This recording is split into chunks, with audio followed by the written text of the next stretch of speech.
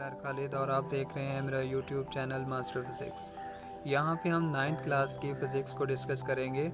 Urdu lectures میں بہت آسانی کے ساتھ فزکس کو سمجھیں گے، انڈرسٹینڈ کریں گے، اور یہ ایک سنہری موقع ہے ان اسٹوڈنٹس کے لیے جو کسی اکیڈمی میں مہنگی فیسز دے کے اور آسانی سے نہیں سیکھ پاتے، تو یہاں پہ آپ بڑی آسانی کے ساتھ جو ہے وہ فزکس کو انڈرسٹینڈ کریں گے۔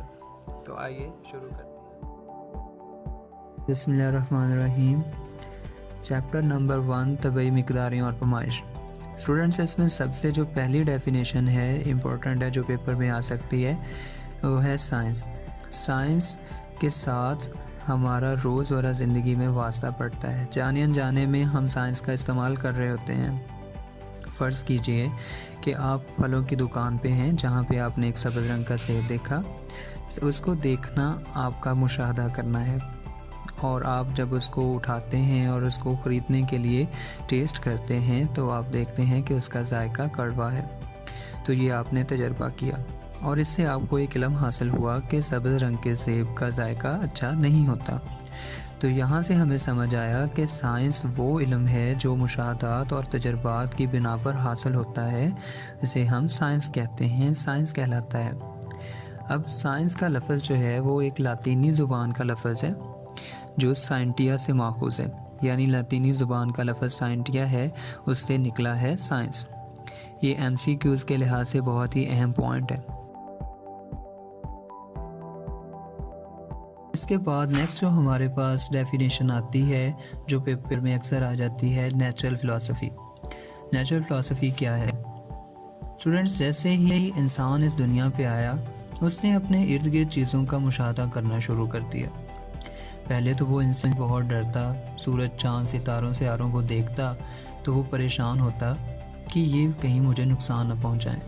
پھر آہستہ آہستہ اس نے ان چیزوں کے بارے میں علم اکٹھا کرنا شروع کر دیا اور اس کو محفوظ کرنا شروع کر دیا۔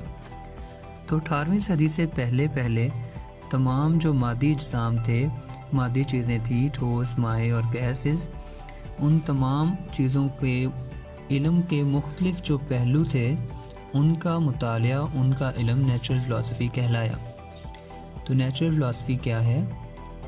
18ویں صدی سے پہلے مادی اجسام کے مختلف پہلوؤں کا مطالعہ نیچرل فلسفی کہلاتا ہے۔ پھر جو علم بڑھتا گیا تو بات یہ ظاہر ہونے لگی کہ نیچرل فلسفی ایک بڑا شعبہ بن چکا ہے اور اس کو 2 حصوں میں بانٹنے کی ضرورت ہے۔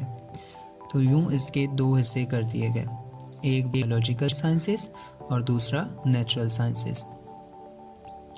بایولوجیکل سائنسز وہ علم ہے جس میں جاندار اشیاء کا مطالعہ کیا جاتا ہے، جبکہ فزیکل سائنسز وہ علم ہے جس میں بے جان اشیاء کا مطالعہ کیا جاتا ہے۔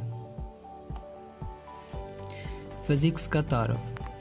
اس میں اسٹوڈنٹس کویسچن آ سکتا ہے کہ فزیکل سائنسز کی شاخوں کا نام بتائیے۔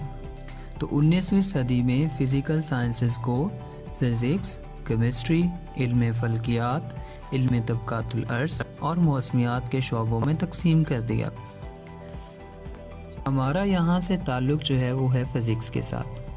تو فزکس جو ہے وہ ایک ایسا علم ہے جس میں ہم مادہ، انرجی اور ان کے باہمی عمل کا مطالعہ کرتے ہیں۔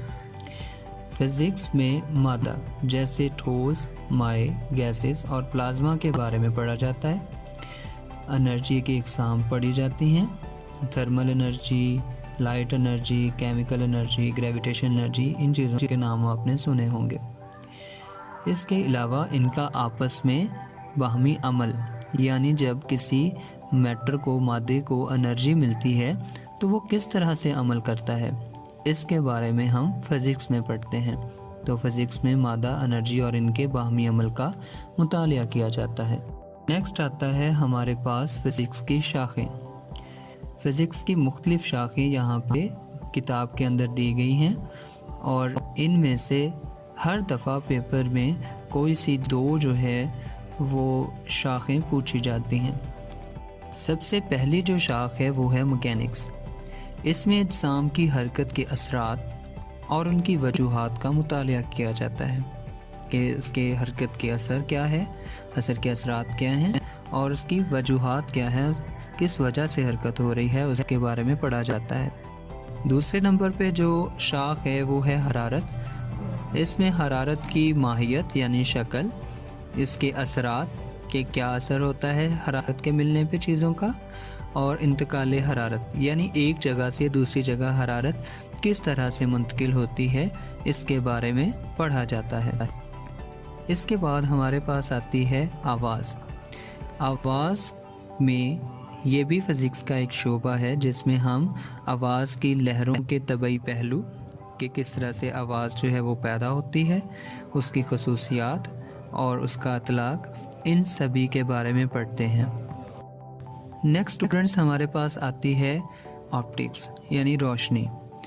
اس میں روشنی کے طبعی پہلو یعنی ظاہری جو پہلو ہوتے ہیں ان کی خصوصیات، اور اس کے علاوہ جو بصری آلات ہوتے ہیں جیسے لینزز، مائکروسکوپ، ٹیلیسکوپ اور میررز وغیرہ، ان کے استعمالات کے بارے میں روشنی کی شاخ میں پڑھا جاتا ہے۔ نیکسٹ ہمارے پاس الیکٹرو میگنیٹزم ہے فزکس کی شاخ۔ اس میں رکے ہوئے یعنی ساکن اور متحرک یعنی حرکت کرتے ہوئے چارجز جو ہیں ان کے اثرات اور ان کے میگنیٹزم یعنی مقناطیسیت کے ساتھ تعلقات کا مطالعہ کیا جاتا ہے۔ تو اس میں الیکٹریسٹی اور میگنیٹزم کا تعلق پڑھا جاتا ہے۔ اس کے بعد بچوں اٹامک فزکس ہے۔ اٹامک فزکس میں اس کے نام سے ظاہر ہے کہ اس میں ہم ایٹم کی ساخت، اس کے خواص یعنی خصوصیات کے بارے میں پڑھتے ہیں کہ ایٹم کس چیز کا بنا ہوا ہے، اس میں کون کون سے ذرات ہیں اور اس کی ساخت کیسی ہے۔ نیکسٹ ہمارے پاس آتا ہے نیوکلیئر فزکس۔ یہ بھی فزکس کی ایک شاخ ہے۔ اس میں ایٹم کے نیوکلیائی اور اس میں موجود پارٹیکلز، جیسا کہ ہم جانتے ہیں کہ نیوکلیس میں پروٹونز اور نیوٹرونز ہیں، ہم چھوٹی کلاسز میں پڑھ چکے ہیں، تو ان کی خواص یعنی خصوصیات کا مطالعہ کیا جاتا ہے۔ نیکسٹ آتا ہے ہمارے پاس پلازما فزکس۔ یہ مادے کی چوتھی حالت ہے۔ 3 حالتوں کے بارے میں آپ پہلے پڑھ چکے ہیں، ٹھوس، مائع اور گیس۔ چوتھی جو مادے کی حالت ہے اسے ہم پلازما کہتے ہیں۔ تو پلازما جو ہے اس میں مادہ آیونک یعنی آئنز کی شکل میں ہوتا ہے۔ تو آیونک حالت جو ہے وہ مادے کی پیدا کیسے ہوتی ہے اور اس کی کیا کیا خصوصیات ہیں، اس کے بارے میں ہم پلازما فزکس کے اندر پڑھتے ہیں۔ زیادہ تر جو ستارے ہیں وہ پلازما کے بنے ہوئے ہیں، سورج میں بھی پلازما پایا جاتا ہے۔ آخری جو فزکس کی شاخ ہے یہاں پہ وہ ہے جیو فزکس۔ جیو کا مطلب ہوتا ہے زمین اور فزکس، تو اس کا مطلب یہ ہوا کہ اس شاخ کے اندر ہم زمین کی اندرونی ساخت کا مطالعہ کرتے ہیں۔ اس کے ساتھ ہی اسٹوڈنٹس آج کا ہمارا لیکچر اپنے اختتام کو پہنچتا ہے۔